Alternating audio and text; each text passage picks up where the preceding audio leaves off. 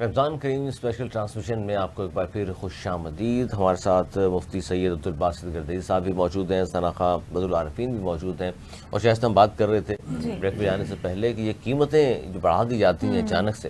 اس کے سبب کیا ہے؟ اس کے کیونکہ دوسرے ممالک میں ہم دیکھتے ہیں کہ غیر مذاہب کے لوگ جب ان کے بڑے بڑے فیسٹیولز ہوتے ہیں یا ان کی بڑی تقریبات جب ہو رہی ہوتی ہیں یا مذہبی حوالے سے جب ان کی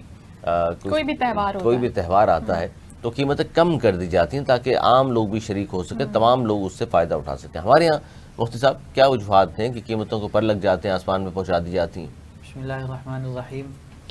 اہل اسلام کا سب سے بڑے جو دو ایونٹ ہیں, ایک تو حج کا موقع ہے کہ جب حج ہوتا ہے تو پوری کائنات میں جتنے بھی مسلمان ہیں ان کا سب سے بڑا ایونٹ ہوتا ہے. بالکل. اور دوسرا ایونٹ جو اہل اسلام کے لیے وہ ہے رمضان المبارک کا مہینہ, کہ اس ماہ مبارک میں جتنے بھی مسلمان ہیں جو وحدہ لا شریک کو ماننے والے ہیں, آقا علیہ الصلوۃ والسلام کو آخری نبی ماننے والے ہیں, ان کے لیے سب سے بڑا ایونٹ یہ ہوتا ہے. اب دیگر ممالک میں ہم دیکھیں, ہمارے جو جاننے والے ہیں, کچھ احباب ہیں جو باہر کی کنٹریز میں رہتے ہیں, تو وہ خود بتاتے ہیں کہ جب رمضان المبارک آتا ہے تو حالانکہ وہ ایام ان کے نہیں ہوتے, لیکن اس میں خصوصی طور پر وہ ڈسکاؤنٹ لگا لیتے ہیں, سیلز لگا لیتے ہیں, اور جو ایکچول قیمت ہوتی ہے اس سے کم تر پہ وہ چیز کو فروخت کرتے ہیں. لیکن پاکستان بدقسمتی سے ایک ایسا ملک ہے کہ جہاں پر رمضان مبارک جیسے ہی آتا ہے تو 100 روپے والی چیز کو 150-200 روپے پہ لے لیا جاتا ہے, اور جو یک منافع ہوتا ہے اس کو کہیں 100 گنا پر بڑھا دیا جاتا ہے. اور ہمارے یہاں پھر یہ کہا جاتا ہے کہ عوام الناس میں یہ شعور جو ہے وہ محراب و منبر سے دیا جائے. لیکن آپ اور میں یہ بھی بہتر سمجھتے ہیں کہ جب کسی بھی چیز کی لسٹ آتی ہے تو کمشنر اس کو اپلائی کرتا ہے, اسے ایکسیپٹ کرتا ہے, اور وہ لسٹ اس کو پہنچاتا ہے, چاہے وہ دودھ کی ہو, چاہے وہ سبزی کی ہو, چاہے وہ ایوریتھنگ کوئی بھی ایسی لسٹ ہو. تو کمشنر صاحب جب اس کو اپروو کرتے ہیں تب جا کر وہ ٹھیلے والے کے پاس بھی آتی ہے, شاپ والے کے پاس بھی آتی ہے, ہر یعنی جو بزنس کرنے والا بندہ ہے اس کے پاس جاتی ہے. میرے کو ایک بات آج تک سمجھ نہیں آئی کہ ہمارے ہاں اگر حکومتی سطح پر ان معاملات کو سرکاری طور پر اگر دیکھا جائے تو از ناٹ پاسبل کہ کوئی بھی بندہ اس قوانین کی خلاف ورزی کر سکے, ایسا پاسبل نہیں ہے. لیکن ہمارے ہاں حکمرانوں کی طرف سے یا دیگر کسی بھی ایک ایسے جو ہمارے ادارے ہیں ان کی سستی کی وجہ سے, جس وجہ سے کہ آج ٹھیلے والے سے لے کر بڑے شاپنگ مالز تک وہ ہزاروں روپے کی مالیت میں وہ بڑھا دیتے ہیں ریٹ کو, چاہے وہ سبزی ہو, چاہے وہ دال چینی ہو, کوئی بھی اشیاء ضرورت ہو اس کو بڑھا دیا جاتا ہے. حالانکہ اللہ رب العالمین نے قرآن مجید میں منافع خوروں کے بارے میں بھی شدید الفاظ میں, ان کو عبرتناک الفاظ میں ان کو فرمایا کہ اگر منافع خور لوگ ہیں تو ان کو بروز قیامت کن عذاب سے ان کو جو ہے وہ گزارا جائے گا, ان کو کیا کیا عذاب دیا جائے گا. آپ علیہ الصلوۃ والسلام بھی کثیر حدیث مبارکہ ہیں, فرمایا کہ منافع خور کو اللہ رب العالمین بروز قیامت کن کن عذابوں میں مبتلا کرے گا. لیکن یہ منافع خوری یہ صرف اور صرف اہل ایمان میں, بدقسمتی سے اگر میں یہ کہوں کہ ہمارے مسلمانوں میں یہ چند لوگ ایسے پائے جاتے ہیں کہ جو صرف منافع خوری کے چکر میں آج پورے اسلام کو بدنام کیے. اچھا نہیں, اس میں سر ایک بڑی اہم بات میں شاید بات کاٹ رہا تھا کلامی آپ کی, کہ یہ جو منافع خوری, دیکھیں منافع تو ٹھیک ہے, کوئی کاروبار کر رہا ہے منافع لینا چاہیے, لیکن جائز منافع کتنا ہے جس کو ہم کہتے ہیں کہ جی یہ منافع خوری کے زمرے میں آئے گا, کیونکہ اس پر 100 روپے کی چیز کو 110 کی بیچ سکتے ہیں, 15 کی بیچ سکتے ہیں, یا 100 والی چیز کو 250 کی بھی فوری طور پہ کر دی جائے. رمضان مبارک سے ایک دن پہلے کچھ اور قیمتیں ہوتی ہیں, اور جس طرح رمضان مبارک شروع ہوا اور قیمتوں کو پر لگ جاتا ہے. اس کی مثال آپ اس طرح سے سمجھ لیں کہ اگر ایک چیز 100 روپے کی ہے, کوئی فروٹ اگر 100 روپے کلو ہے, تو آپ اس کو اگر 110 روپے بیچتے ہیں تو یہ آپ کے لیے جائز ہے. کوئی اس میں, کیونکہ اس میں آپ کی گاڑی کے اخراجات ہیں, آپ کے مزدوری کے اخراجات ہیں, دیگر اخراجات جو اس کے علاوہ جو آپ 5% 10% آپ رکھ رہے ہیں وہ آپ کے لیے جائز ہے. آپ اگر زیادہ بھی رکھ لیں تب بھی جائز ہے, لیکن یہ ایک ظلم کے زمرے میں آتا ہے کہ ایک عوام الناس کے ساتھ ظلم کیا جاتا ہے. آپ مجھے بتائیں کہ ایک اشیاء ضرورت جو ہمارے پاس فروٹس ہیں, اناج ہے, اس کی چاند رات سے پہلے اگر قیمت 80 روپے ہوتی ہے تو چاند رات کے فوراً بعد 150 روپے کون منتخب کرتا ہے؟ بالکل. کیا دکاندار منتخب کرتے ہیں؟ کیا یہ لاوارث ملک تو نہیں ہے نا؟ اس ملک میں ہر ادارہ موجود ہے, ہر ادارہ موجود ہے, فوڈز کے ادارے موجود ہیں, فوڈ کنٹرول ادارے موجود ہیں, جو دیگر ادارے جو اس کو چلاتے ہیں. چاہے وہ باہر ممالک سے سامان آنے والا ہو، ایکسپورٹ ہو، امپورٹ ہو، ان تمام تر کے ادارے موجود ہیں، لیکن اس پر ان کی نااہلی کی وجہ سے، جس کی وجہ سے آج تمام تر ادارے اپنا کام اگر ذمہ داری سے نہیں کرتے تو آج معاشرے کی یہ حالت ہے۔ ان کی بھی تو پکڑ ہوگی نا جو اپنا کام ذمہ داری سے نہیں کر رہے، ایک تو وہ منافع خور جو ناجائز منافع لے رہا ہے اس کی بھی پکڑ ہوگی، باقی جو ادارے جو اس کام کے لیے بیٹھے ہوئے ہیں اسپیسیفکلی کمشنر، ڈپٹی کمشنر، جو بھی اہلکار آتے ہیں چیکنگ کرنے کے لیے ریٹ لسٹوں کو، وہ بھی ذمہ دار ہیں۔ بالکل اس میں ایسا ہی ہے کہ جو ہمارے ہاں اہل موجود ہیں جن سیٹوں پہ وہ بیٹھے ہیں، اگر وہ اس طرح کام نہیں کرتے کہ جس طرح سے حق ہے، تو کل بروز قیامت اللہ رب العالمین نے بلکہ ارشاد فرمایا کہ تمہارے حکمران ہیں، حکمران سے مراد تمہارے والدین ہیں، والدینوں سے ان کے اولاد کے بارے میں پوچھا جائے گا، حاکم سے اس کی رعایا کے بارے میں پوچھا جائے گا۔ اگر وہ حاکم اپنی رعایا کے ساتھ صحیح ایڈجسٹمنٹ کے ساتھ چلتا ہے، اپنی رعایا کو ریلیف دیتا ہے، اپنی رعایا کے ساتھ صحیح طریقے کار کے ساتھ چلتا ہے، تو کل اللہ رب العالمین اس کو اسی کے حساب سے اس کو اجر عطا کرے گا۔ لیکن اگر رعایا کے ساتھ ظلم کیا گیا، رعایا کے ساتھ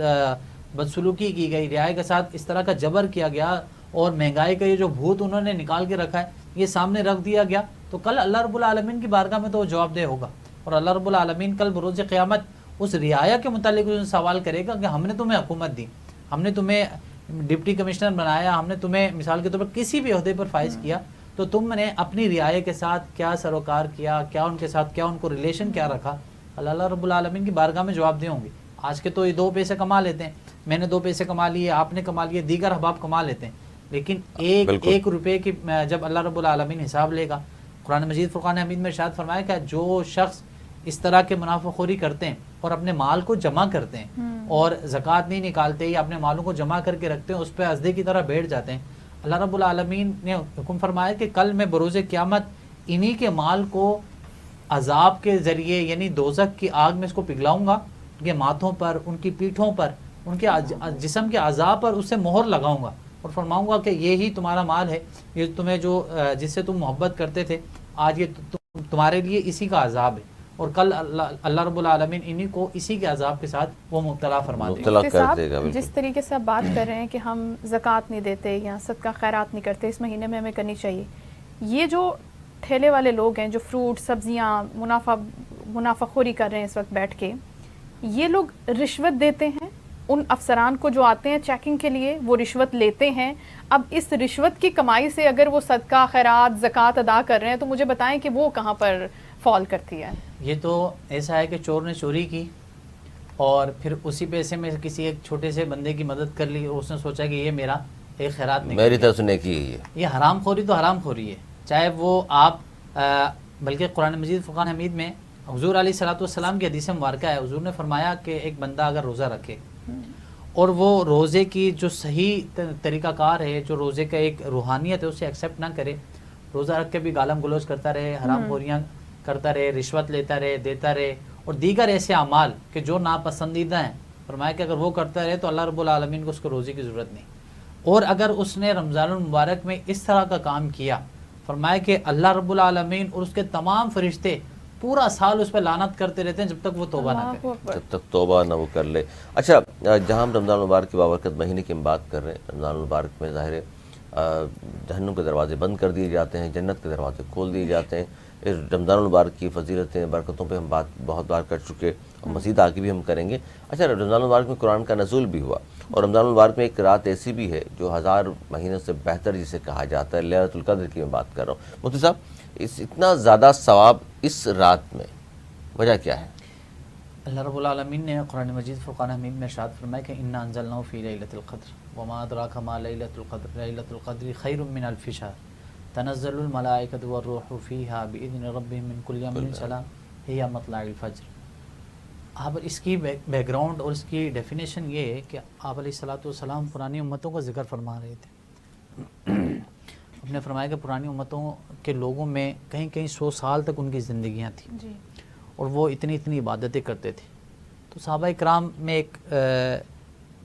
مایوسی آئی کہ یقیناً جو پرانے لوگ تھے جن کی ہزاروں سال زندگی تھی، کہیں کہیں 100 سال ان کی زندگی تھی،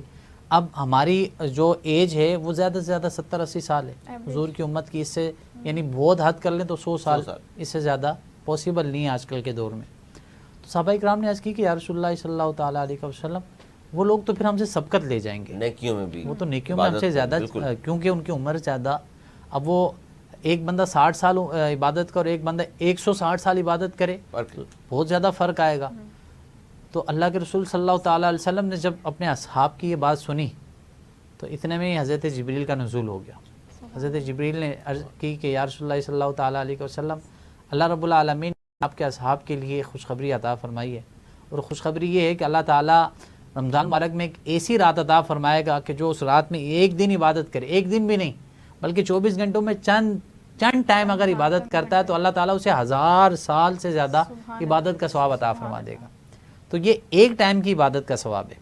تو ایک ٹائم اگر لیلۃ القدر میں کوئی ایک ٹائم عبادت کرتا ہے، اس رات کو عبادت میں گزارتا ہے، تو 1000 مہینوں سے 1000 وقت سے زیادہ وہ اللہ تعالیٰ اسے ایک وقت میں ثواب عطا فرما دیتا ہے. لیکن یہ تو ایک کوانٹٹی اللہ تعالیٰ نے بیان فرمائی، تو وہ تو اس کی شان ہے، وہ اپنے شان کے مطابق کتنا اجر و ثواب عطا فرمائے گی، یہ تو اس کی شان ہے. وہ 1000 تو ایک تب عطا فرمائے کہ صحابہ کرام نے عرض کی یا اللہ ان کے تو یا رسول اللہ ان کے تو اتنے بڑی بڑی عمریں تھیں، تو حضور اللہ تعالیٰ نے ایک سکون دینے کے لیے، اطمینان دینے کے لیے فرمایا کہ تمہیں اس سے زیادہ بھی میں تمہیں ثواب عطا کروں گا. وہ تو پوری زندگی حاصل کر کے وہ ہزاروں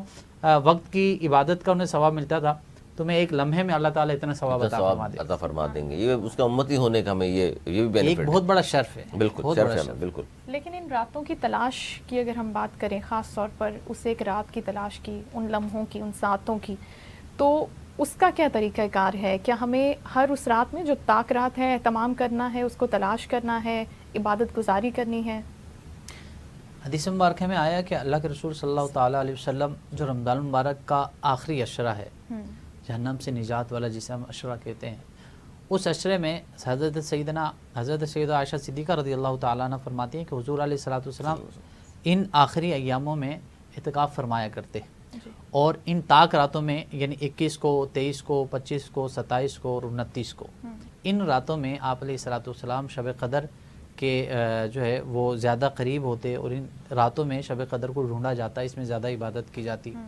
اور کبھی کول کے مطابق جو کثیر حدیث مبارکہ ہیں ان میں لیلۃ القدر یعنی 27ویں شب کو اس لیے کہا جاتا ہے کہ اس کے زیادہ امکانات اور حضور علیہ الصلوۃ والسلام سے ثابت شدہ ہیں کہ زیادہ یہ 27ویں شب کو لیلۃ القدر ہی پائی جاتی ہے. اب یہ کوئی اتھینٹک نہیں ہے کہ 27ویں کو ہی لیلۃ القدر ہو، کیا پتہ 21 کو اللہ تعالیٰ عطا فرما دے. لیلۃ القدر یہ جو طاق راتیں اللہ تعالیٰ نے عطا فرمائی، ان ہر طاق رات میں انسان کو چاہیے، مسلمانوں کو چاہیے، اہل ایمان کو چاہیے کہ وہ اس ہر رات میں اللہ رب العالمین کی بارگاہ میں گریہ وزاری کرتے رہیں، عبادتوں میں مشغول رہیں کہ اللہ تعالیٰ ان پر اب وہ اپنا خاص کرم جو لیلۃ القدر کا ہے وہ اللہ تعالیٰ نے عطا فرمایا. یہ طاق راتیں صرف مخصوص ہیں آخری عشرے کی، جی، یا شروع سے رمضان مبارک کی طاق راتیں شروع سے دیکھنا شروع کر دیں؟ دراصل زیادہ تر جو مورخین نے اس بارے میں لکھا ہے وہ فرمایا کہ آخری عشرے میں طاق راتوں کو تلاش کیا کرتے تھے حضور علیہ الصلوۃ اس کی والسلام. نشانی کیا ہے مفتی صاحب؟ ہمارے کہ ہمیں حاصل ہو گئی، ہم اگر طاق راتوں میں عبادات کرتے ہیں، جاگتے بزرگان ہیں. دین کا یہ فرمان ہے اور قول ہے، جو ہمارے بزرگان دین گزرے ہیں، جو بڑے گزرے ہیں، وہ فرماتے ہیں کہ طاق رات میں اگر جس کو لیلۃ القدر حاصل ہو جاتی ہے تو وہ اس طرح محسوس کرتا ہے کہ کائنات کا ہر ذرہ اللہ رب العالمین کی بارگاہ میں سجدہ ریز ہے. اسے یہ محسوس ہوتا ہے کیونکہ طاق رات میں اللہ رب العالمین ایسی کیفیت کو نازل فرما دیتا ہے، ایسی کیفیت اس انسان پہ طاری ہو جاتی ہے کہ وہ انسان پھر اپنے بس میں نہیں رہتا، اپنے کنٹرول میں نہیں رہتا، جس پر اللہ تعالیٰ وہ لیلۃ القدر کو آشنا فرما دیتا ہے، اس کو بالکل کھول دیتا ہے، اوپن کر دیتا ہے جس کے لیے. فرمایا کہ جب وہ نماز کی حالت میں ہو، ذکر اذکار کی حالت میں ہو، پھر اللہ رب العالمین پوری کائنات اس کے سامنے لا کر رکھ دیتا ہے، وہ پھر دیکھتا ہے کہ لیلۃ القدر اصل ہے کیا، کہ ہر ذرہ، درخت، شجر، حجر اللہ رب العالمین کی بارگاہ میں سجدہ ریز. تو ایک چند نشانیاں بزرگان دین نے اس کو بیان فرمائی ہیں، اور ہم دیکھتے ہیں اکثر ہمیں محسوس ہوتا ہے، آپ بھی یقیناً آپ نے بھی اس بات پہ غور کیا ہوگا کہ اکثر ان ایام میں آسمان کا جو ایک سٹرکچر ہے، اس کے اندر جو بادلوں کا ایک روانگی ہے، اور اس میں جو اس کی کہکشاں ہے، اس کی جو ایک آپس میں میگنیٹ ہے، وہ اللہ رب العالمین اس طرح کی پیدا فرما دیتا ہے کہ یوں محسوس ہوتا ہے کہ یقیناً چند ان کی ہواؤں کے جھونکے اور خوشبوؤں کے جھونکے، پھر آسمان کا مختلف رنگوں میں تقسیم ہو جانا،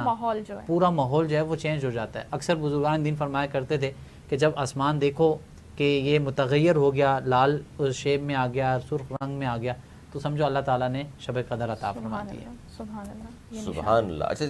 خاص طور پر اس میں کوئی آپ ہمارے دیکھنے والوں کو بتائیں گے کہ کس طرح کے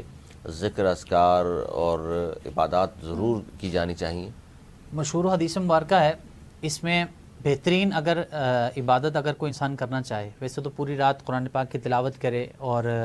ذکر و اذکار میں مشغول رہے، لیکن ان خاص راتوں میں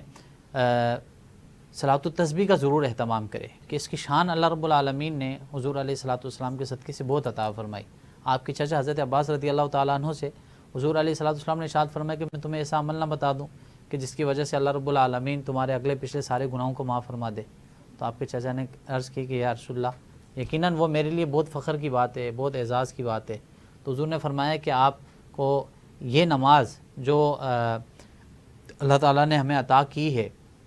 صلاۃ التسبیح کی، یہ تم ہر روز پڑھا کرو. ہر روز نہیں پڑھ سکتے تو کم سے کم ہفتے میں ایک بار پڑھو، نہیں تو مہینے میں ایک بار، نہیں تو سال میں، نہیں تو زندگی میں ایک بار پڑھو. اس کا اجر کیا ہے؟ فرمایا کہ جو یہ نماز ادا کرتا ہے اللہ تعالیٰ اس کے اگلے اور پچھلے سارے گناہوں کو معاف فرما دیتا ہے.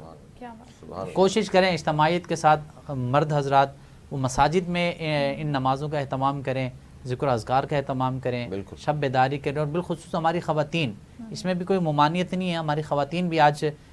اس چینل کے پلیٹ فارم کے ذریعے سے کہ وہ گھر میں اپنی بچیوں کے ساتھ، اپنے بچوں کے ساتھ جو ابھی چھوٹے ہیں، اپنی بچیاں خاص طور پر ان کو لے کر اس نماز کا اہتمام کریں، تو پھر دیکھیں کہ اللہ تعالیٰ ان پر کتنی رحمتیں اور برکتوں کو نازل فرماتا ہے. بہت شکریہ، بہت شکریہ مفتی سید عبدالباسط گردیزی صاحب، آپ تشریف لائے، وقت دیا،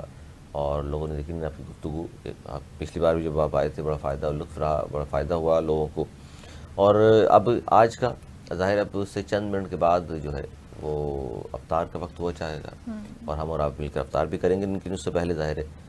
پروگرام کا آج ہمیں اختتام کرنا ہے. کل پھر انشاءاللہ آپ سے ملاقات ہوگی، لیکن جانے سے پہلے اس طرح ہوا کرتا ہے کہ ثنا خواں ہمارے ساتھ بدل العارفین موجود ہیں، اور وہ نعت رسول مقبول صلی اللہ علیہ وآلہ وسلم کا تحفہ پیش کریں گے، اور اس پہ ہمیں دیجیے اجازت، انشاءاللہ پھر ملاقات ہوگی. اللہم صلی علی سیدنا و مولانا محمد وعلی آلہ و اصحابہ وبارک وسلم. غم سبھی راہ تو